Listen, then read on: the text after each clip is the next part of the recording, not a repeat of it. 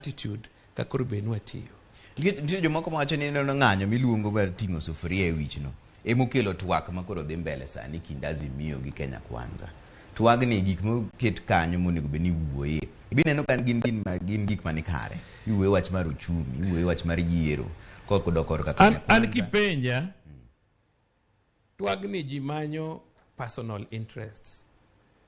Maonge gima biro konyo jopiny. Iwinjo ji manyo positions. Ok ni gima biro konyo jopiny. Nwach ni winjo kane president wacho ni wan gi bunge to wan gi members e bunge. For example, king'iyo kata mana wach mar IBC idwaro commissioners. Yiero manyocho kalo ni. Commissioners 4 out of 7 ne support Azimio. To pod Azimio lost. Ni winjo ka nen ng'ano manowacho, nen president manowacho ni kata ket manoburu chairman mar electoral commission to biro yombo. Akia ni winjo mano. Omiyo kata sani kata obena nwadwaro commissioners, the moment moseketi commissioner ibiro tiyo under regulations mar IBC. Are you getting me? Okibi tiyo under your own regulations. Iwinjo ka ji wuoyo about high cost of living. Ne wan gi high cost of living kata ka president Uhuru pod nenika. Jakom himself no bire TV mowacho ni o explain gimomiyo wan gi high cost of living. Mowacho ni wan kod economic meltdown in the whole world. Ne wan gi COVID just the previous years and a number of issues momiyo cost of living ne ni malo. And immediately ko lose to change the tune. Owacho ni opposition en important. Okinyal wacho ni kiko opposition. Onge sirkal manyalo ran ka onge an effective opposition. Nwach ji nyalo kata mana president nigi wenge 2 kende. Maneno kamoro achiel.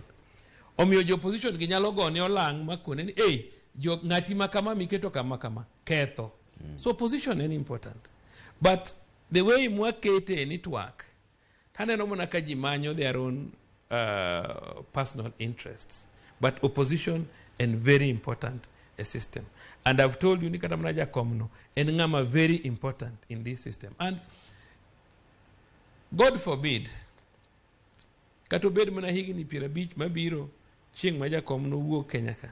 Jo Kenya no realize nigi lose a very important person. Ng'ato ka ng'ato nigi strength mare gi weaknesses ne. For example, his biggest weakness any or trust everyone. Marareo or trust jodalagi. And too generous with information mage. Iwinja. In a competition, gikana goktimre nadi. Okti. And be nyaki bed gi confidence magi minyalo timang'owa minyalo tiyogo. Osetemo 5 times to koyudo. But to say play some very critical roles in this country. And ji mang'eny onge gamocha jakom Kenya ka jo respect. Problem osebedo ogin things like managing party mare.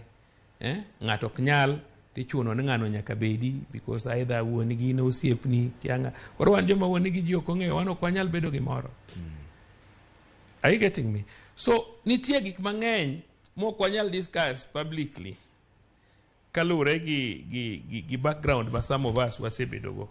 One kata sami weti jakikaw oath miwacho ni gima ne ineno kata mani neno kata mani winjo ok ni divulge. Mano e gima regulation or insist on. Sama awe teach there's a document manyaka sign mawacho go ni gima na neno kata gima na winjo kane sirkal no dong sirina ok nagolo oko nyaka chieng'.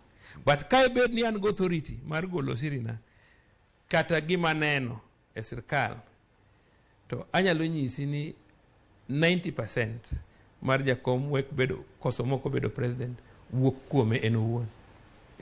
Not jo Kenya. Jo Kenya ohero jakom matek. En owuon emano weaknesses ne ematame bedo ker. To wach ni bise nyise ka un ji 2 nikech ndalo moko nun machiegni kode. En wat na. Yes. An remba jo mang'eny nyalo wuoyo but an remba gi remb jakom our DNA is similar. Are you getting me? One is same lineage. Anyakwaro Odimo Biero emano nyuolo aworo ndego madana monyuolo dul kwara tie monyuolo ng'ong'a monyuolo Odima Rufus monyuolo min Raila. Omiyo an gi jakom I'm most close to Raila more than many people when it comes to blood. And okanyal stabe on the back. Iwinjo. And kata ko staba on the back tangiya.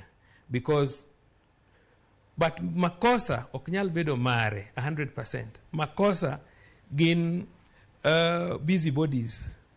Moko hero joma truthful, joma organized, joma dwaro gik nono around him. Ema thagowa. Otherwise, kane wenwago, it would have been easy mondo wa organize. Onga moduongo ko thin. And then human, obende. But kama situation ochope, gigik mose timore, okete at a very disadvantaged point. Nango, nwa jochiem ndonj mang'eny. Joma kata koneno gimore tiendi to konya nyisi. Nwa chodwaro position.